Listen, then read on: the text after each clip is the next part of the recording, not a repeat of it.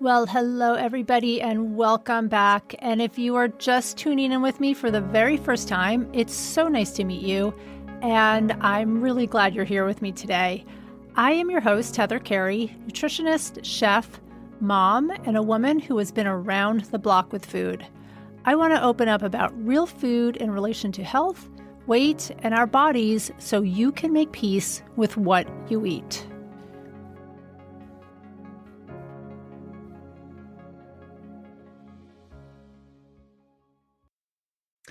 Hello, everybody, and welcome back to the Real Food Stories podcast.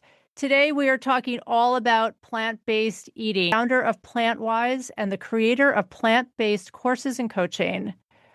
As a mother of 6 children, Allie found herself rushing to the emergency room with her then 37-year-old husband who had suffered a stroke.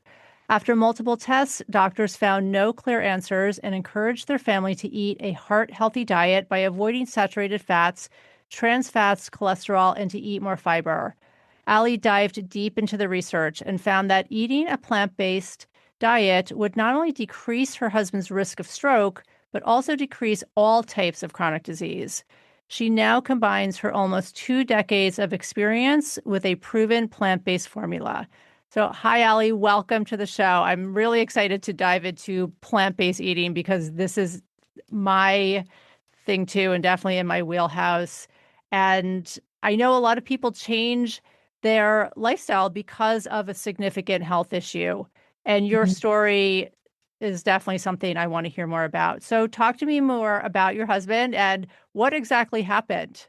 Right. I know. It's crazy. It's something that I never even saw myself even doing what I'm doing now. And I wouldn't have gone and been doing what I'm doing without this experience. But we have 6 children. We live in Washington, D.C. And when I was pregnant with my last 2 kids, they were twins.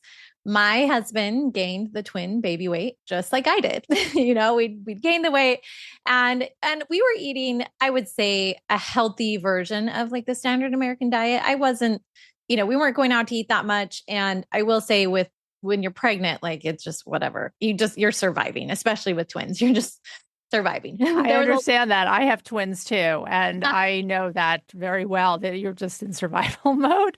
So you really are. I get that. So true. There was a lot of cheese. There was a lot of just like easy, simple, but it's still like more homemade. I wasn't eating a lot of processed foods. Let's put it that way. And afterwards, except for maybe like the ice cream at night, but after we were trying to lose the weight, and I did what most people do, and they find some program online. And this program, it was a great one. I think it actually helped prepare me for the next step in my life. But this program was macro based. It was high protein. You're trying to get a certain amount of protein grams every single day and a certain amount of fat, and just kind of keep it around that realm. They gave us recipes. It was great. And here's the thing, it was working. We were both losing weight. And I think this is important to understand that yes, it is true that anytime you lose weight, you're always going to be healthier, but we want to find a way where you're losing weight and reducing your risk of chronic disease. And sometimes those two don't always go hand in hand. And so I think it was great. We were feeling good. Everything was going great until October 1st, 2019, I got that phone call. And the phone call was from his coworkers that they said something was wrong with my husband. They weren't sure what was going on. They sent him to the ER, and they just said, you should probably rush over there and meet him there. So I had no idea what to expect. They said something was going on with his vision. So I'm thinking like, what the heck? Like, what is this? And when I ran to, luckily my neighbor was watching my kids, and then I was able to run into the ER. I remember opening the door, scanning the room, looking for my husband. I see him in a wheelchair. He's slumped over. And my 37-year-old husband looked like he was 80, like it was crazy. Just how he looked, and his face was slightly drooping, and especially his eye. And in my heart knew immediately, like, whoa, he looks like he's having a stroke. But what my heart knew immediately, it took the doctors hours and tons of tests to find out. And we kept asking all the time, is this because of stress? I mean, he's an attorney, we live in Washington, D.C. We have 6 kids. We just had twin babies. Like there's a lot going on. The babies were like 8 months old at that time. And I'll never forget what the doctor said. He said, this is not because of stress. Like there is something deeper going on here. And they concluded the same thing that we had, and that was that it was a true stroke, that it was impacting his vision. We thought that miraculously his vision would just come back overnight. It never did. His face did improve, like this slooping, this whatever, like how his side of his face is going down. That did get a little better, but even to this day, you can still see, like one eyebrow's down a little bit more than the other. It's not very obvious, which is great. But the vision didn't come back. It took a while. And so in the hospital, we ran a ton of tests. It was like, was it genetic history? Is there a hole in his heart? Because that's really common cause of stroke for people his age. Was there a heart arrhythmia? Like, what could be going on? And every single test came back negative. So we're sitting here like, okay, well, what do we do? And they said, well, because you've had one stroke, you're highly likely to probably have another one in the future. So it's really important for you to follow a heart healthy diet. And the most frustrating thing was that in the hospital, like, this is a heart healthy diet. Avoid trans fat, saturated fat, cholesterol, eat more fiber, avoid alcohol. I'm like, great. What do I make for dinner? Like, what the heck is this? What foods are found? Like, why can't you just tell me these are the foods you should avoid? They have to specify saturated fat, trans fat, cholesterol. And I had to then myself go and do the research. And there was a lot of mistrust. I'm like, but I've heard this, and I'm not sure if that's correct, because people are saying that this isn't true, and maybe the low fat diet trend actually isn't right. So wait, now, but I'm supposed to, it's so confusing. It's so confusing. And I think that's where we went home, and because had it just been my husband's stroke, it probably would not have turned out the way it did. But when you add on to the fact that my husband's going through this, and a couple of years before that, my father actually had a heart attack, and he was just 55. And when he had his heart attack, he didn't get a second chance. There was no, okay, you had a heart attack, now you need to follow a heart healthy diet. He was gone. He passed away. There was no warning. And so, and on top of that, my grandma, her husband also passed away from, similar situation. And so I was looking at this like, I don't want to be like my grandma. I don't want to be like my mom. I actually have a second chance. What's in my power? What can I do? Because I thought we were following a healthy diet. We were losing weight. So what is a diet that not only helps you have a healthy weight, but also minimizes your risk of heart disease, your risk of stroke, your risk of other chronic diseases? And is there one? Is there a diet plan that if you follow, you get all of those benefits, not just weight loss? And it really, really made me look at food in such a different perspective, because before then it was all about, how do I eat to lose weight? How do I eat to, and now it's like, how do I eat to, yes, have a healthy weight, but also live the longest life possible in the healthiest way possible? And what I found is that you have to center your meals around plants. You don't have to be perfectly vegan. You don't have to be perfectly vegetarian. You don't have to be, but you have to center your meals around plants. And how do you do that? And that was the other question too. It's like, well, but again, I was given no direction besides just avoid this, but it's like, how do you eat more fiber? Because the number one nutrient deficiency in America right now is fiber. It's fiber, and fiber only comes from plants. And so we clearly all need to be prioritizing plants, but how do you do that at breakfast? How do you do that at lunch? How do you do that at dinner? And I found that it's just a super simple framework that every time you look down at your meal, it's like, okay, do I have a fruit? Do I have a vegetable? Do I have a whole grain? Because again, plants are fruits, vegetables, whole grains, nuts, seeds, legumes. So am I consuming that in every single meal? And that really transformed not only our health. My husband kept losing weight. In fact, he lost even more weight without trying. After that, we finally not only lost the baby weight, but now currently right now, he's a healthier weight than when we got married. Like, and he was never even overweight or obese, but it's just prioritizing those plants.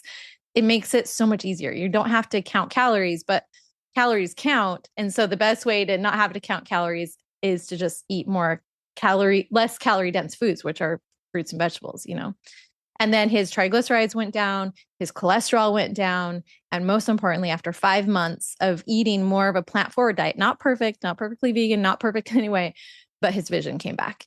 And so I'm like, the proof is in the results, is in the fruit, right? And that for us was like, okay, there's something here. And I wish more people knew about it or realized like the power in these small and simple things. Wow, that's a lot to unpack. I mean, a lot happened to you. I mean, Yeah. just starting from your husband being so young. I mean, that's, having a stroke in your 30s is not something that most people, I think, I imagine even doctors are not expecting, Mm-hmm. and so that alone must have been a real shock. Oh yeah. And They then, were like, yeah, this is not something we see all the time, but it's yeah, happening more and more. That's the other thing they did say. While this is not very common, it is becoming more common than it ever has been before.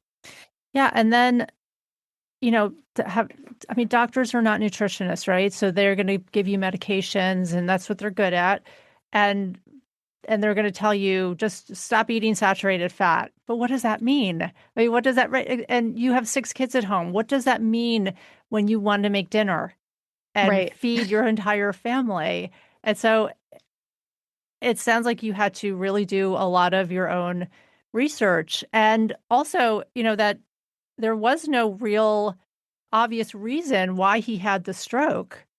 Mhm. That, you could, there was like, that felt, I imagine, very out of your control. But the thing that is in all of our controls is what we put into our mouths every day, right? We Yeah. all have to eat, and we have total control over it. And that's Hmm. great. I mean, that's very powerful. And so it sounds like you also then had a very powerful experience because so much improved with your Right. husband. Right. And we, like I said, we're already improving, but it was more than just the weight loss. It was his cholesterol. It was his triglycerides. It was, there's so much more that you want to be able to eat a diet that isn't just helping you lose weight. It's also lowering the cholesterol. And sometimes that does go hand in hand, like no question. Well, so many people go on diets right? They're not thinking about their health, they're thinking about their weight loss. Exactly. And, and I'm sure that the original diet that you went on sounded healthy. I mean, when you were on social media and all the influencers and macros and high protein, and I mean, it's dizzying. Yeah. And you you get caught up in beliefs that that's what we should be doing. But really, I know this for a fact too, it all comes back to plant-based eating. We Hmm. have to eat plants. And Yes. and I think, like, talk to me a little bit about this, because I know for a lot of women, especially that I talk to, or just people in general, that I mean, I'm going to take that back. Men too. I mean, when I even, like, my grown sons, if I say like we're going to have tofu or something for dinner, they're like, I mean, they're so plant-based kind of averse. They need meat. Yeah. They need, like, Right. and I think that there is a lot of confusion over what plant-based means, Hmm. right? That it's just eating lettuce and kale, and there's no protein in there, and there's no, like, it's not filling, and it's tastes boring. Right. Did you feel like that when you first started on this journey? Oh, 100%. I think I was terrified of tofu. Like I believed all the things that everyone said. Plus cooking it's a learning curve. Like to actually make it taste good, it definitely was a learning curve, that's for sure. But I did know this. With a lot of the research, it's like, yes, you protein is important, but right now we were looking at healing. I wasn't looking at building muscles, and the more research that I've done since then was like, it doesn't matter the source of protein. If you're trying to build more muscle mass, you can get that from plant protein, and plants have all of the amino acids. We just need a variety of plants. And I think that that's something that yes, it is true. What they say about protein, if you're looking to build muscle, it is important to consume more. But it doesn't have to be as high as we think it is. The research on, do we need to be consuming 1 gram of protein per pound of body weight? Is that factually correct? And the truth is, there is no difference, is at least not statistically significant, between zero point 0.8 grams of protein per pound of lean body weight, lean, not your lean body weight, and 1 gram per pound. While that doesn't sound like a big deal, zero point 0.8 to 1, I mean, that little bit, instead of putting so much protein on your plate, you're missing out on the plants, you're missing out on the fiber, you're missing all these things. And even just eating a little bit less, not as high, and adding in that fiber, that's what's going to help prevent heart disease, prevent, all of these other issues that could be happening. So we want a balance of protein and fiber. There's a lot of talk about the protein, and you can get it from plants. You do have to be more mindful and think about it, when you're consuming. But at first we didn't even worry about that. I was like, look, I'm just going to swap out the meat for beans, because I know the longevity research shows that if you eat at least a cup of beans a day, it increases your lifespan by 4 years. And at that point, I wanted my husband's vision back. I didn't care about his rippling muscles. It's like, let's just get you so you can see. And we added beans. So it was just the easiest way to like enter into this world is anytime I would be eating a chicken-based meal, like let's say cashew chicken, a recipe that my family knows and loves, I would just swap out the chicken for chickpeas. That's it. Is it less in protein? Yes. But did it help get my husband's vision back? Yes. Now I do think more about protein, but now I have figured out how to cook with tofu, how to cook with tempeh, how to use soy curls and TVP and all these things. But that's like plant-based eating, level 2. I think at the beginning, especially if you're on a healing journey, it's just important to get the plants in you. And then level 2 is like, okay, how can I mix up my protein? And if it's chicken or fish every once in a while, or eggs or non-fat Greek yogurt, that's okay. Like that's the beauty of it. You don't have to be vegan to see the results, as long as you're getting a variety of plants, as long as you're getting at least 30 different plants in your diet within a week. Like that's where they found that you're going to have the healthiest gut microbiome. That's where you're finding those benefits. So if you need to ease into it before you can really start to transition, and even if you stay at that level, that's going to be so much healthier than just focusing on a heck of a ton of protein, and especially animal protein, because you're putting yourself at risk of the number one killer in America, which is heart disease. So, okay, I have many questions. I want to go back a little bit, but let's talk about animal protein and the detriments of animal protein, because I know, animal protein is a very quick source of protein, and complete protein, right? So we want our proteins complete with all the amino acids, correct? Right. And when we eat a piece of chicken breast, that has all the amino acids, and it's a very good source of protein, not necessarily of other things. And when we eat plant-based proteins, we want to make sure that like beans don't have all the amino acids. We want to combine them with maybe a whole grain, right? And you have to plan a little bit more. Well, right? And they've actually discounted that. I'm glad you brought this up, because that was a thought. But here's the cool thing: they've discounted that research that as long as overall you have a varied diet, you don't need to think about each individual meal. That your body can pull from different amino acids, even whatever's in your gut, like it can pull from that. So you don't have to think every meal needs to be a complete protein. It's just eating a variety overall, you'll get a good mix. And so that's nice. You don't have to stress like, okay, in this one meal, I actually didn't get all 9 essential amino acids. No, your body is smart. It can figure it out. So you don't need it per meal. Yeah. But in general, here's the thing that I think a lot of people don't understand. And that is they think that you have to eat muscle to gain muscle. And it's not true. Your body is going to separate the animal muscle or the animal protein into the 9 essential amino acids, period. And that's the building blocks it will use to build the muscle. And whether that comes from plants or animal protein, it doesn't matter. Your body's still able to build muscle from that place. But also, when you consume animal protein, it's not just what's in the food, it's how you're cooking the food. And when you cook meat at high temperatures, and that's just pan frying, that's grilling it, that's smoking it. I know smokers are really popular right now, like, to smoke your meat. It tastes amazing, no question. But you're producing what's called HCAs and PAHs on your meat, and those are carcinogens. They're carcinogenic. And the grill marks on your meat, that's a carcinogen, and it's different than on the grill marks on plants. There's something about the DNA in animal meat versus grill marks on plants that produces a higher amount of these HCAs and PAHs, or advanced glycation end products, AGEs. And that creates more inflammation in your body. It's a carcinogen. And when you're consuming these day in and day out, even lunch meats are a processed meat. Processed meats are group 1 carcinogen. bacon, ham. You think like, okay, it was Easter dinner, I'm going to make ham. No big deal. But really, you're exposing yourself to a group 1 carcinogen. It's known to contribute to colon cancer and so many other things that you are ingesting in your body, I think we're not aware of. And every once in a while, it's not a big deal. But when it's every day, 2 to 3 times a day, you're putting yourself at a greater risk of these things. And right now, heart disease is the number 1 killer. Number 2 is cancer, and it's getting up there. It's inching almost as high as heart disease. So we just want to be more mindful that the protein we're putting in our body is it helping us live longer, or could it be hindering the process?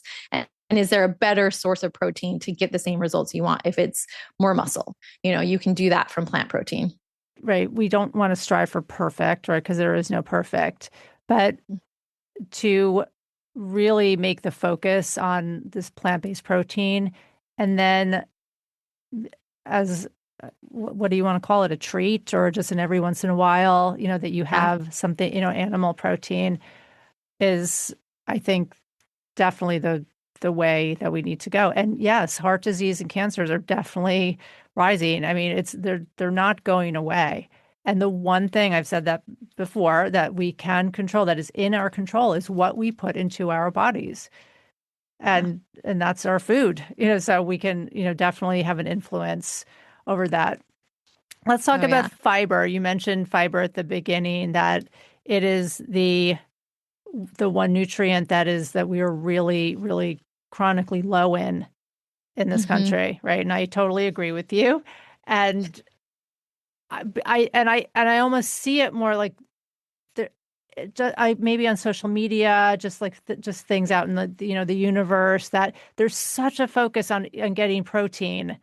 We're so focused on like this hyper amount of protein, especially for women in midlife, because we're losing muscle and so and we should be mindful of our protein, but no one's talking about fiber. I agree with you. I mean, which is just the number 1, I think, most important nutrient as well.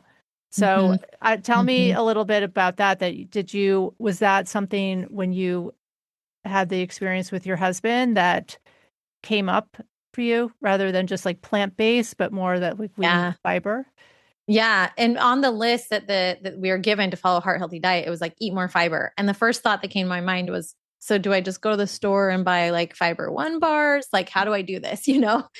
And then I literally had to go home and be like, how do I eat more fiber? And it's like, more fruits and vegetables. Oh, fiber only comes from fruits and vegetables. Even the fiber in the Fiber One bar came from, a fruit or vegetable. Like and there's 2 types of fiber. I think it's really important to understand.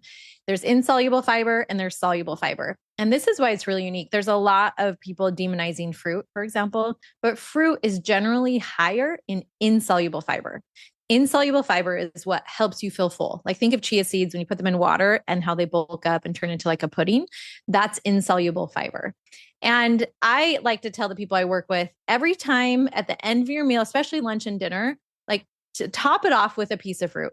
That fruit is going to help you feel more full. It's going to give you be more satiating because of that insoluble fiber. So if it's an apple after lunch, or an orange after dinner, whatever it is, that fruit is key in helping you not to overeat. And the second thing is the insoluble fiber. Insoluble fiber is, think of it like the bones of a plant. That's going to be how it stays upright. Plants don't have bones, they have fiber, especially that insoluble fiber. The cool thing about that is when you consume insoluble fiber, it acts like a scrub brush. It goes throughout your digestive tract and just scrubs it out, right?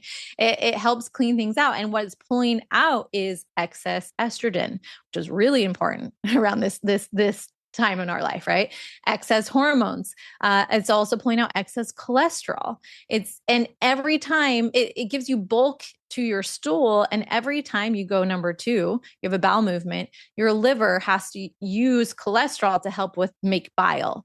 And so that's why when you're consuming more plants, it just naturally lowers your cholesterol, because you're having to use more cholesterol to go to the bathroom more often. So there's so many benefits just from that. But on top of it, we didn't understand much about the gut microbiome before around 2006 because we just didn't have the technology. It'd be like going outside at nighttime, looking up at the sky and seeing the stars with your naked eye. You know, we see stars, but we don't understand the depth of that. And around 2006, we finally had the technology to understand the depth of your gut microbiome. What we saw with our naked eye, now we see with, you know, a microscope and can see all of your microbes that are there, your gut microbes. And what happens is when you eat fiber, it's like their favorite food. And these microbes produce what's called short chain fatty acids. Short chain fatty acids are acetate, butyrate, propionate, and they're known to go throughout your body to help strengthen your gut lining, to help you feel full, to help reduce your risk of cancer, to help reduce your risk of heart disease. They are like magic fairies that go throughout your body and just help you reduce inflammation. They are the most anti-inflammatory molecules yet discovered. And that only happens when you eat fiber. And that only happens when you eat plants. And that's why instead of planning our meals around, okay, well, what's the meat? What's the protein? How about we first think, well, what are the plants that I'm going to be eating? And then maybe I can do a side dish of, you know, of protein, or just at least make sure I'm getting adequate protein. But when it comes to older age, we're so focused on the protein, but really what matters most is actually strength training, because you can't eat your way into bigger muscles. You have to do the strength training, especially for women over 40, in order to maintain the muscle mass. It's not just the protein that you're eating. That's a very good point. I know that we're all so, I mean, I just see it so hyper focused on protein, but you have to actually move your body and get yourself strong. And you could eat all the protein in the world and it wouldn't make a difference unless you're actually moving and doing something. Right. So back to fiber for a second. Yeah, I mean, there's so much about our microbiome that is just coming up and that we still don't know a lot about, you know, but we do know that plants feed your microbiome in a healthy way. What are your feelings on fiber from cereals and powders and, you know, those quick sources of fiber? Yeah, I think they still are great. You're still going to get the benefits of the fiber, but you're not getting the benefits of what the other molecules that plants offer. For example, if you were to eat an orange, yes, you'll get the fiber and you'll get the vitamin C and you'll get the polyphenols and you'll get, you know, the antioxidants. So when you separate it, you're just getting the fiber. Is that better than no fiber? 100%. Will that help you stay full? Yes. Will it help minimize your blood sugar spikes? Yes. In fact, I wore a continuous blood sugar monitor on my arm and I just experimented for 2 weeks. It was so fun. And I wanted to see, okay, if I eat vegetable, if I have a salad before eating pizza, how does that influence my blood sugar spike? Yes, it 100% minimized my blood sugar spike. It's like, okay, well now what if I have just a fiber supplement? Will it minimize my blood sugar spike? Yes, 100%. It minimized my blood sugar spike. But what's the difference between the salad and just the fiber supplement is I'm getting the extra nutrients, the polyphenols, the antioxidants, like all these other extras in the actual whole food form.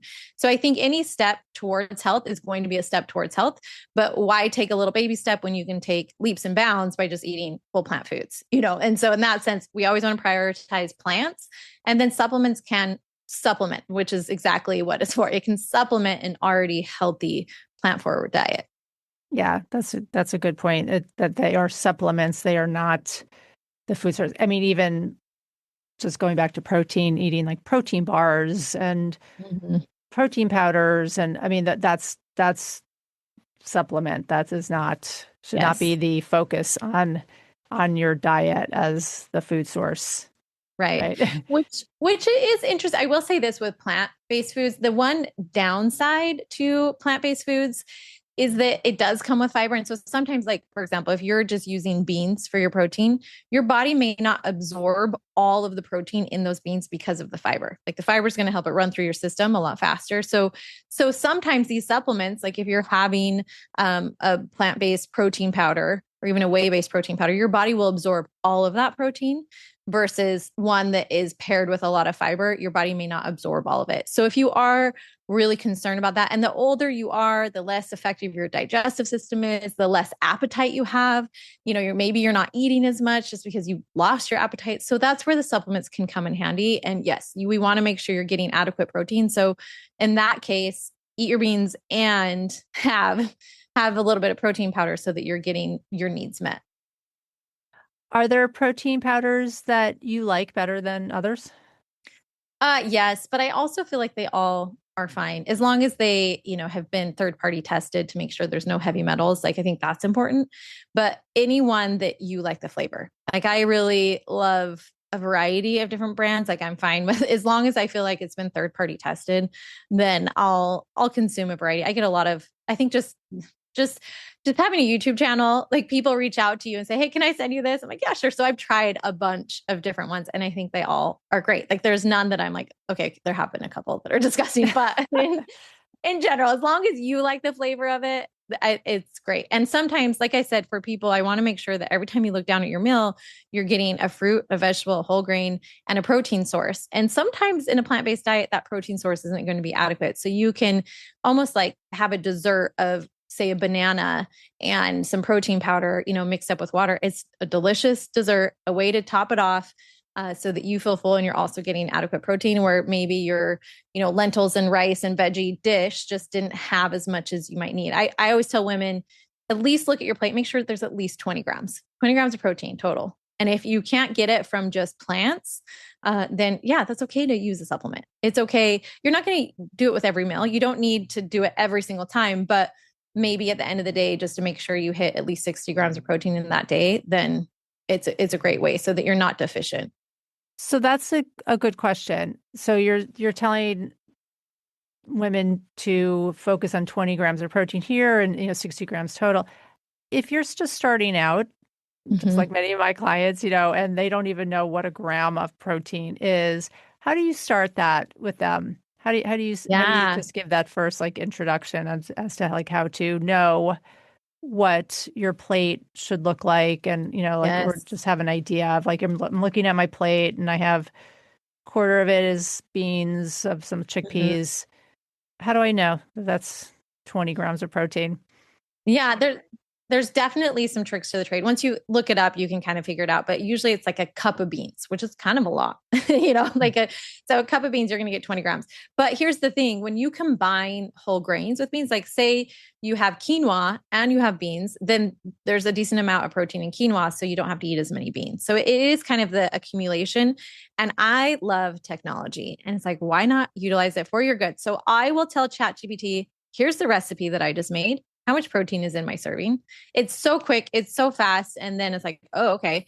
It's good to know. Again, you want at least 60 grams. We want to get the RDA, which is the recommended daily allowance. For most women, that's anywhere between 50 to 60. I always say aim a little higher just to make sure that you're getting it. Again, this is adequate protein. This is not a high protein diet. This is just making sure that you're feeling satiated, you're getting adequate protein. And so you just put your food into ChatGPT without having to put a lot of energy into it, just to see kind of where you're at. I always tell people, just keep track for 3 days. Keep track of what are you eating, and make sure one of those days is on a weekend, because sometimes our weekends can be totally different than what we're eating during the day, during the week. And then you have an idea of kind of the things that you're eating over and over. Like I know my oatmeal, for example, my oatmeal has about 10 grams of protein total without me doing much. But so then I'll add 10 grams of protein powder. So half of a scoop of protein powder. And I know I'm hitting my 20 grams. So that's a great way where it's like, okay, I'm not getting enough with just oatmeal and berries. And I like frozen rice cauliflower in my oatmeal too. So that's my vegetable. And then, for lunch, again, I'll do the same thing. Well, this is what I had for lunch. Maybe I just need to have a little bit of dessert of Greek yogurt and berries afterwards, and so you can add that in. Or if you're completely vegan, you can do plant-based yogurt, but add in some protein powder to the plant-based yogurt. I wish they had Greek plant-based yogurt. That's a whole other topic for another day, but they don't. And so, sometimes you can do the protein powder there or just Greek yogurt. For dinner, same thing. It's like, okay, usually if you're consuming a little bit of tofu or tempeh, or TVP, like you're going to hate your protein. But if you're just using beans, you might either have to eat more beans or add a more of a processed protein source, like a protein powder. Okay, you just mentioned TVP. So that's a something from my way past, like back in like I actually haven't even heard that mentioned in years, which is textured vegetable protein, right? Yeah. Um, Yeah. so there's all sorts of proteins that I think a lot of people don't think about, like Mm-hmm. seitan, Mm-hmm. tofu is the Mm-hmm. tempeh. How do you get how do you get your clients to be open to that? Because I mean, if I know for me, when I mentioned the word tofu to so many people, and I love tofu and I've been eating it Yeah. for my whole life, and I love it because it's so versatile. I mean, it's Yeah. really so versatile. So, and that's the good thing about it. And Yeah. it's high in, it's great protein and So many nutrients. yeah, and Yes. so many nutrients and calcium, and there's so many other things that come with it. But how do you get your clients to be open to trying?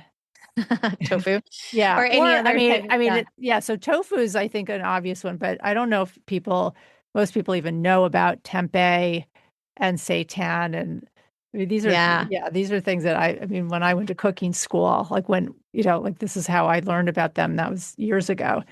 So how Yeah. do you get your clients to be Yeah. open? Well, I started with the not because a lot of people are like, "Ew, tofu, they can't do the texture." So I cream tofu. I just put it in my blender and turn it into like mostly like a cream. And then I add in maple syrup and I add in like coconut extract. And all of a sudden I'm eating the most delicious coconut high protein yogurt. Like it's a great way to have a high protein yogurt is just blend tofu. Just blend it. If you think about it, this is what I tell my clients. A lot of them can't get over the soy thing. First of all, a lot of that research has been disproven. I mean, look at it. Tofu has been consumed for over 2,000 years in Asian countries. If there was an issue with tofu, if it really did create man boobs, do you think we would have discovered that like in these Asian countries 2,000 years ago? Yes. And heck, I would love it if it could create boobs for me. I would absolutely love it. That's not the case, right?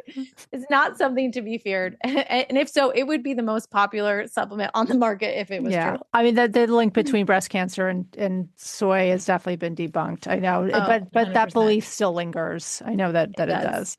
It does. And they've actually found that it's quite the opposite. The soy should be your breast friend. Like it is so good for breast health, for reducing your risk of breast cancer. But in general, so you can start with soy milk, right? Just like I swapped out regular milk for almond milk at first, but it's so low in protein that I started experimenting with soy milk and now I consume soy. My husband still doesn't like the taste of it, but the rest of my family love it. So that's a really easy way. It's nutritionally equivalent to cow's milk. Soy milk and cow's milk, very nutritionally equivalent. But I like to tell my clients, think about it. On the standard American diet, you're eating milk for breakfast. You're probably having cheese in your lunch, maybe you're like a sandwich.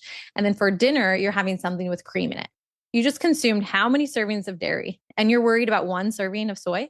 Like, if you really think about it, we're eating the same food over and over and over in a different way when it comes to dairy, like whether then on top of that yogurt, then on top of that. So it's like, why don't we just mix it up? Why don't we just add in one serving of soy? It's not going to hurt you. It's going to help you. And if you need to consume it in a different form, just like there's cheese and then there's cream, you can take soy, you can take tofu and you can, mix it into like a yogurt. You can, I really like a tofu Alfredo sauce that I make. It's delicious. It's creamy. So instead of using cream, for Alfredo, I'm just using tofu. It's higher in protein. It's better for you. It's lower in saturated fat. So experiment with other recipes that aren't just the typical cubed tofu version, because a lot of people just cannot handle the texture. And I get that. And then when it comes to things like TVP, it's such a great way to save money. Like TVP, just throw it in, just throw in a fourth of a cup into your rice. You have to rehydrate it. So what TVP is, textured vegetable protein, is when you make like a soy-based oil, they take the beans and they separate the oil, and then what's left is this high protein substance that you can't be turned into tofu, because tofu or soy curls, they maintain the whole soybean. But soy chunks and TVP have the oil separated from it. It's kind of the byproduct of making oil.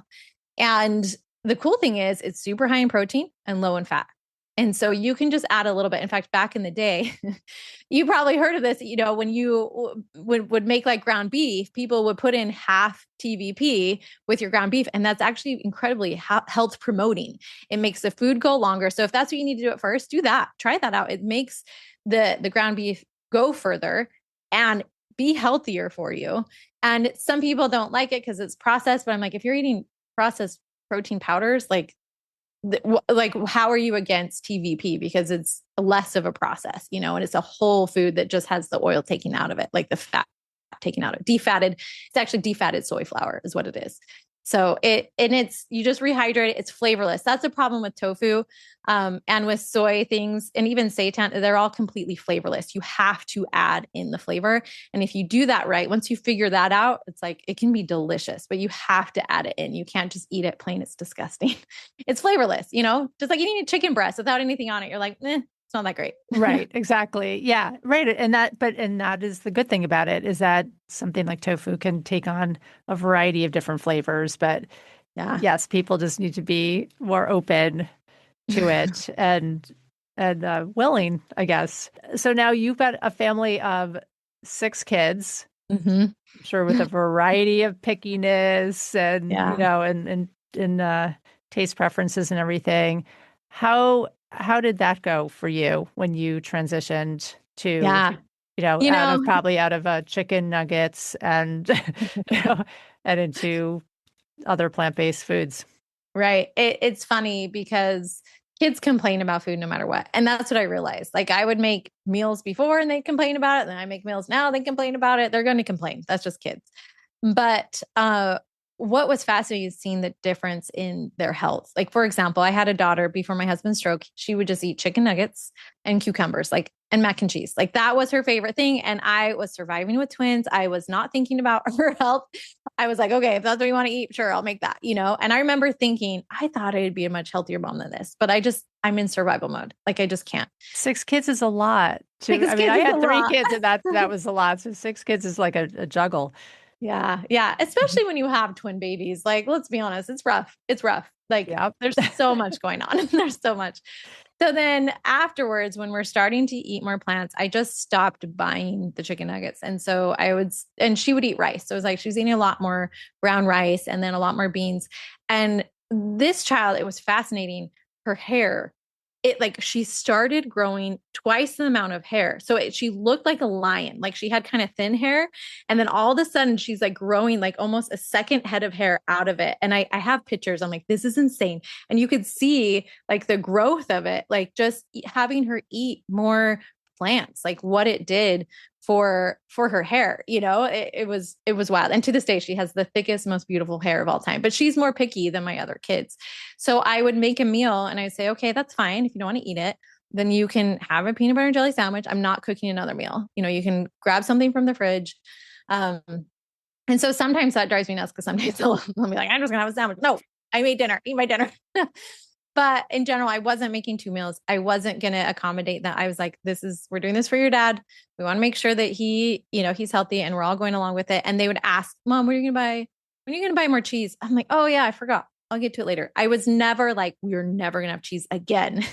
And I still, to this day, I don't buy it at the grocery store, but sometimes if there's leftovers from something, I go to like a church event and they have all this food left over, like I'll take it home and I'll let them eat it. I'm not very strict on like, you can never eat this again. And I think that's really important, is to give them that flexibility. It's just like, this is the food that I'm providing. This is the food that I'm cooking. And you can take it or leave it. Right. But most of the time they're hungry and it's amazing how adaptable kids are. You'd be surprised that when it's the only option, like over time, they do change their taste buds. They are going to start liking things that they didn't like before.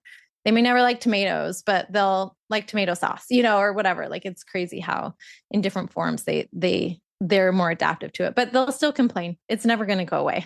They'll still be like, I don't like this dinner.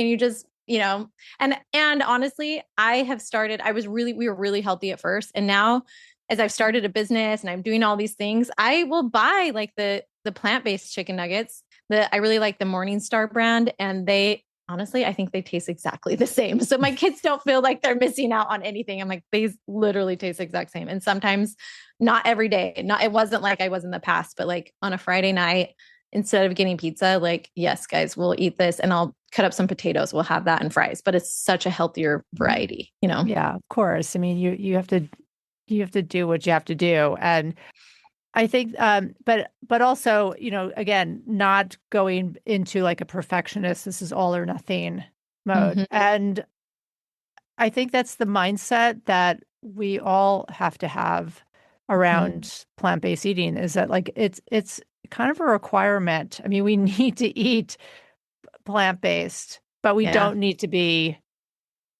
super strict. Like if you just eat a chicken breast one day, it's going to like ruin your whole diet, right? We need some No. a little flexibility, but the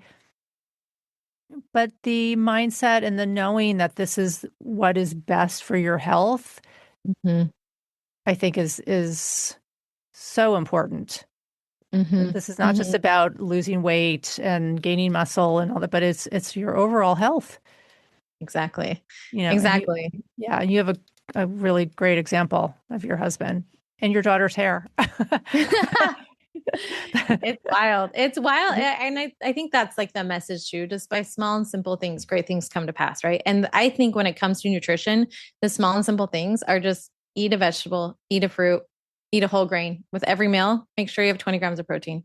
It's so simple. We all know it, but are we doing it? It's like this is nothing groundbreaking. This is nothing like I've come up with this new diet plan. No, eat Right. it, And are we eating a vegetable with breakfast? Probably not. Are we eating a fruit after lunch and dinner? Probably not. But those small, simple things, they'll help you lose weight. They'll help you maintain a healthy weight, and making sure that you're getting at least the RDA protein, help you feel more satiated. And adding more beans is going to help you live a longer life. And you're getting the variety of antioxidants, polyphenols, and all these things. You're going to get the cold, like a common cold, less frequently because you're strengthening your immune system. Like there's just so many benefits to prioritizing plants first. And then if you want to have a little bit of animal products, in fact, there was a study. So Dr. Greger is like one of the biggest plant-based doctors. And I was at a medical conference and I heard him say something off the cuff that I'm like, oh my gosh, he just said that. Because people always want to know, like, how much meat or animal products can I have without it having a negative effect on my diet? And off the cuff, he was like, well, pretty much 5 servings a month isn't going to change your health outcomes that much. So it's once a week, it's having meat once a week, no big deal. Like it was interesting. And I think there's a lot of nuance to that. Some have shown that, okay, well, maybe fatty fish will be a little bit healthier than obviously red meat, maybe that, but there's a lot of nuance in food for sure. But I think everyone agrees that if you just prioritize plants, you're going to be in a good spot, especially when it comes to longevity. So we'll have to come up with something that's equivalent to like Meatless Monday, because that's been such a big thing, right? Like as long as you're eating meatless once a week, which doesn't even make sense, right? Right. Because we should be eating meatless 6 days a week, and maybe Yes. you'll have meat once a week. So there should be Right. some kind of a Like meat line. Sundays. Right. Yeah. And back in the day, like a couple hundred years ago, like the poor people, that was a poor person's diet. They could only afford meat once a week. Turns out that's actually more health promoting, like Right. for Yes. celebrations, special occasions, things like that. Like the blue zones, people who live in the blue zones, they're not all completely vegan. They do eat meat sparingly. Sparingly means Right. occasionally Exactly. a little bit to like flavor the dish, but it's not the main course. Exactly. Yeah. And that's actually one, our last good point is that it's expensive to eat animal products, right? It's so much cheaper to eat Yeah. beans and rice is Yep. nothing. I mean, you buy dried beans and you buy a package of brown rice, it's like a couple dollars. Yeah. It's Oh yeah. really, it's so much more economical. Oh yeah. It really So, is. Allie, thank you so much. I really appreciate you talking with me about your story and the benefits of plant-based eating. This has been, I think, really great, and to show that it's not that difficult to do this, right? You have a family of 6. You are a Yeah. busy mom, and you are doing it. So that's Right. great.